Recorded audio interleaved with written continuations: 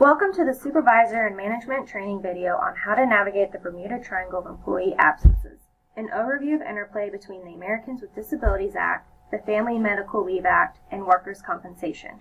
We appreciate the time you are taking to better understand your role in ensuring the company's compliance with these complicated laws. It is our goal that by the end of this training video that you will be able to state why it is important to recognize and analyze the interaction of ADA, FMLA, and workers' compensation laws. Cite the different purposes of each of these three laws and name the enforcement authorities for each law. Cite important areas of interplay between the three laws that employers need to consider when managing employee absenteeism, and describe and analyze the situation in which these three laws interact. For those of you that are not aware, the Bermuda Triangle is an area in the Atlantic Ocean in which an unusually high number of ships and planes have disappeared throughout the years without a trace, never again to be seen or found. Dun dun dun dun. It's a mystery that lives in infamy to this day. Because the interplay of the three major employment laws that we are going to be talking about today is so complicated and fraught with problems, many HR professionals often refer to these three laws as the Bermuda Triangle of employment law. It is essential for all supervisors, in addition to the human resource staff, to understand the interplay of these laws to ensure legal compliance, as well as to provide employees with the benefits and protections that each law provides. Each of you watching this video act as a representative of the employer in your respective roles within our organization. As such, we want to give you the tools to ensure that our employees' rights and responsibilities do not get lost in this Bermuda Triangle of employment law. Our goal is not to make you experts in these complicated laws, but to give you enough information to know what the correct course of action is when employees require medical leave, and to know who you need to contact when those needs arise. Hint, it is always HR. So, why is it important to recognize and analyze the interaction of ADA, FMLA, and work comp laws? The first reason is the majority of unscheduled and scheduled absences are related to the illness of employees or their family members. One, both, or all three of these laws may be involved. The second reason is the steep monetary cost that's related to non-compliance with these laws. Violations may result in lost wages, back pay, reinstatement, retroactive benefits, compensatory damages, and punitive damages. This is very costly risk that can be avoided simply by understanding and complying with our legal responsibility to our employees and the law. Please keep in mind that if a manager disciplines an employee for absenteeism that proves to interfere with their rights under ADA, FMLA, or work comp, not only would the company be liable, but the manager could be sued individually as well. The third reason is employers have moral and ethical responsibilities to ensure that employees receive the benefits and protections that these laws provide. I know that each of you watching this video is viewing it from the perspective of your responsibility as a representative of the employer. However, each of you is also a valuable employee whose rights and protections under the law are of paramount importance to the company. For this reason, I implore you to review this information not only through the lens of a supervisor, but also from the perspective of an employee, who is entitled to these benefits as well.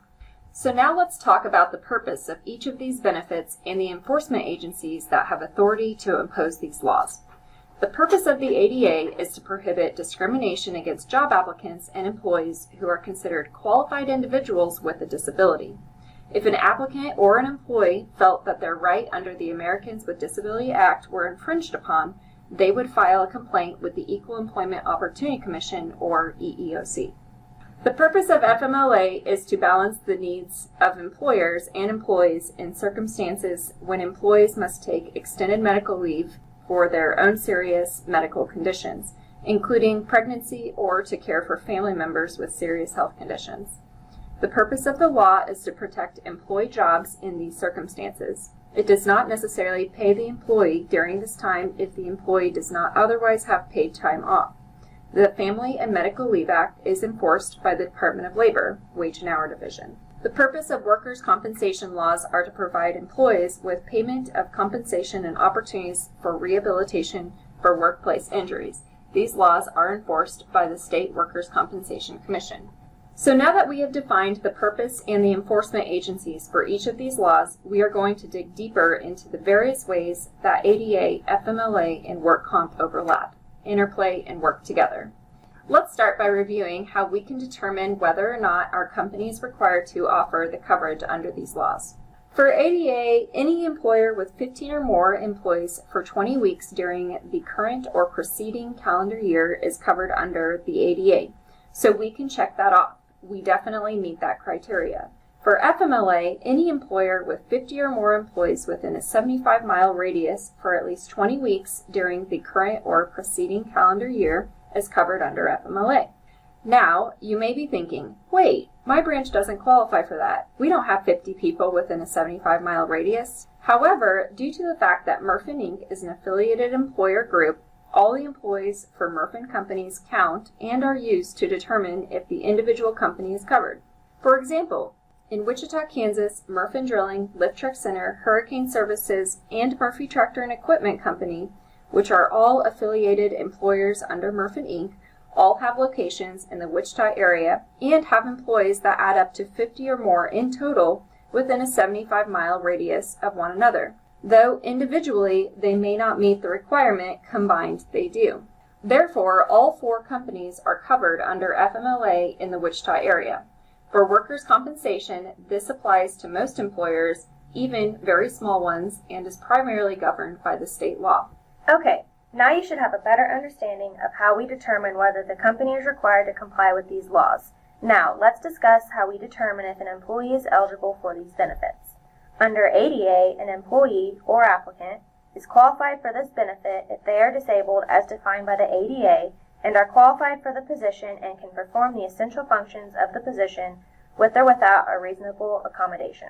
Under FMLA, in order to be eligible for this benefit, an employee must have worked at least 12 months with the employer and 1,250 hours prior to the start of the leave, and they must work at a work site where there are 50 or more employees within a 75-mile radius. It is also important to note that only actual hours worked count towards the 1,250 hours.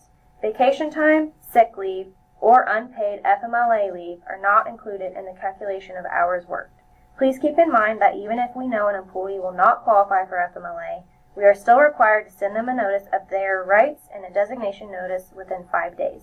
Under workers' compensation, an employee is eligible for this benefit if they have an injury arising out of or in the course of employment. State law allows the employer a few defenses against eligibility, and those exceptions are for willful misconduct or intentional self-inflicted injuries, willful disregard of safety rules, or intoxication from alcohol or illegal drugs. The length of leave that employers are required to provide is different for each law, but please remember that the leave may and often should overlap and be used concurrently. For example, if you have an employee that is injured at work and files a work comp claim, HR should be notified immediately so that we can send out FMLA documentation as well. For ADA, there is no specific limit for the amount of leave that would be provided as a reasonable accommodation that does not create an undue hardship on the employer. For FMLA, employees are allowed 12 weeks in a 12-month period starting from the date of determination of FMLA status. That's 12 weeks times 40 hours, which equals 480 hours. HR is responsible for tracking that leave, so it is imperative that we are notified when the employee returns to work. For work comp, there is no specific limit for the amount of leave an injured worker may have. This is determined by the work comp insurance agent and the employee's physician. Another area of interplay between ADA, FMLA, and work comp is medical documentation. The type of medical documentation required for each category of leave is different. For ADA, only medical examinations or inquiries regarding an employee's disability that are job-related and limited to determining ability to perform the job and whether an accommodation is needed and would be effective. For FMLA, the medical certification of the need for leave not to exceed what is requested in the Department of Labor's medical certification form. For work comp, only medical information that pertains to the employee's on-the-job injury. Regarding privacy, this is very important. Please remember that all the medical documentation that is provided to you by the employee or their physician needs to be given to HR. It is imperative that you treat all medical information received from or about employees with the utmost confidentiality. Employers are required by law to protect the privacy of employees' personal health-related information. Please do not ever leave this documentation lying on your desk or out in the open. Once you receive it, send it to HR immediately and either shred the originals or mail them to HR. Under no circumstances should these records be kept at the branches. I know this is dry and somewhat boring material. Just a quick note of encouragement. We're halfway done. Hang in there. Another way the ADA, FMLA, and work comp overlap is through restricted or light duty. Under ADA, the employer is required to offer restricted or light duty if it is a reasonable accommodation that does not create an undue hardship on the employer. Under FMLA, this cannot be required. Under work comp, every attempt should be made to offer restricted or make work light duty, as it may eliminate the employee's entitlement to the wage replacement benefit. There's a big difference between reasonable accommodation under ADA and make work light duty for work comp. Reasonable accommodation consists of adjustments to an actual job that you need to have performed to allow an individual with a disability to perform that job. Make work is just what the name implies. In the workers' compensation context, light duty often serves no purpose for the employer other than to keep premiums low and perhaps to keep the employee active and engaged with the company during recovery. Although the employer is not required to offer make work light duty at all under work comp, if it does, then it would be required to offer it to employees with ADA disabilities on the same basis. Please note that an employee that is eligible for FMLA and work comp can refuse light duty assignments and choose to just take the FMLA leave. However, the company has a responsibility to notify the work comp insurance company that the employee has refused light duty. Under ADA, FMLA, and work comp, most often, but not always, a fitness to return to work certification completed by a medical professional should be required before the employee may return to work. However, always consult with your HR staff prior to requesting an employee complete this form to ensure the requested fitness to return to work certification is required. It is important to note that allowing an employee to return to work that should have completed a return to work certification but did not only puts the company at risk, but also the safety of the employee and possibly their coworkers. Something that comes up quite a lot when an employee is out on medical leave, whether it is ADA, FMLA, or work comp, is whether the employer is required to continue the employee's health coverage. So under ADA, there is no specific requirements that state health coverage must be continued. However, the employer cannot discriminate and must provide the same benefits as those provided to employees on non-ADA leave of absence. Under FMLA, health coverage must be continued at the same level as prior to the leave. Under work comp, health coverage is not required to be continued unless run concurrently with FMLA leave. This is another reason why it is so important to understand how these leave entitlements should work together to provide the greatest benefit to the employee. Benefits while on leave is a tricky subject and typically handled on a case-by-case basis. Always refer employees to your HR department for questions regarding their benefits while on medical leave. The last area of interplay that we are going to review today is reinstatement, meaning under what circumstances an employee can and should come back to work after a medical leave of absence. Under ADA, the employer is required to reinstate the employee to their previous job unless doing so would create an undue hardship on the employer. Every effort should be made to make a reasonable accommodation, if needed, to allow workers with disabilities to return to their previous job. Under FMLA, the employer is required to reinstate the employee to the same or an equivalent job. There is no undue hardship exception. Under work comp, there are no reinstatement rights under most state laws except for discharges related to retaliation. Let's take a few minutes to apply what we've learned today by testing your knowledge with an example. Alice Morgan, an assembly line worker, has called in sick for 3 days, citing extreme back pain. She's been with XYZ Manufacturing, a company with over 500 employees, for 3 years, working full-time with very few absences. Alice calls in sick for the 4th day, stating that she was examined by her doctor, who took x-rays, and stated that she needs complete bed rest and possibly back surgery and will be unable to work for an extended period of time. She states that her doctor thinks the condition is caused by the type of work she is doing. Using the areas of interaction between ADA, FMLA, and workers' compensation laws that we've talked about today, let's analyze Alice's absence. So, Haley, can it be determined that the employer, XYZ Manufacturing, is a covered employer? It has been determined that XYZ Manufacturing is covered under and must comply with the ADA, FMLA, and the state workers' compensation laws because they have over 500 employees. And Laura, can it be determined if Alice is an eligible employee? Yes, Alice may be eligible for protection under the ADA and FMLA, depending on the severity of her condition. A workers' compensation claim must be filed, processed, and a determination made as to coverage under workers' compensation. HR is responsible for sending out the FMLA documentation and making a determination of her eligibility. It is imperative that they are notified immediately of her need for medical leave. So Carol, what is the length of leave that Alice is entitled to? Leave as a reasonable accommodation under the ADA is not an issue at this point, as Alice's absence with proper medical certification will be designated as FMLA leave. Should her absence exceed the 12 weeks that FMLA allows, additional leave of absence may be a reasonable ADA accommodation. If the condition is determined to be work-related, workers' compensation leave will and should run concurrently with the FMLA leave. Haley, what type of medical documentation would Alice be required to provide at this point? Under the ADA, no medical documentation is required yet. FMLA medical certification is required. Separate medical documentation will be required by the workers' compensation insurer. So Laura, are we required to offer Alice restricted or light duty at this point? We are not required at the present time, as Alice is unable to work in any capacity under further notice. When she is able to return to work, and if she has medical restrictions, light duty, if available, must be offered as a reasonable accommodation under the ADA, unless this creates an undue hardship on the employer.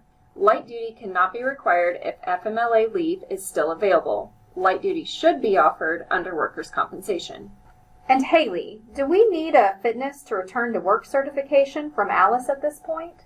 We are not required at the present time, as Alice is unable to work in any capacity until further notice. When she is able to return to work, depending on any restrictions, she may be required to provide this certification under the ADA, FMLA, and workers' compensation. Carol, what benefits is Alice entitled to while on leave? Benefits are not required to be continued under ADA, but under FMLA, Alice's health benefits will be continued at the same level as prior to her leave, and she will receive other benefit continuation given for employees on similar non-FMLA leave. No additional benefit continuation under work comp is required.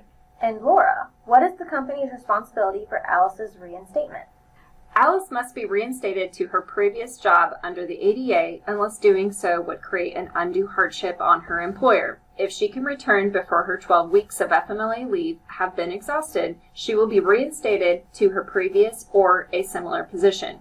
Workers' compensation does not provide for reinstatement under most state laws, except for retaliatory discharge.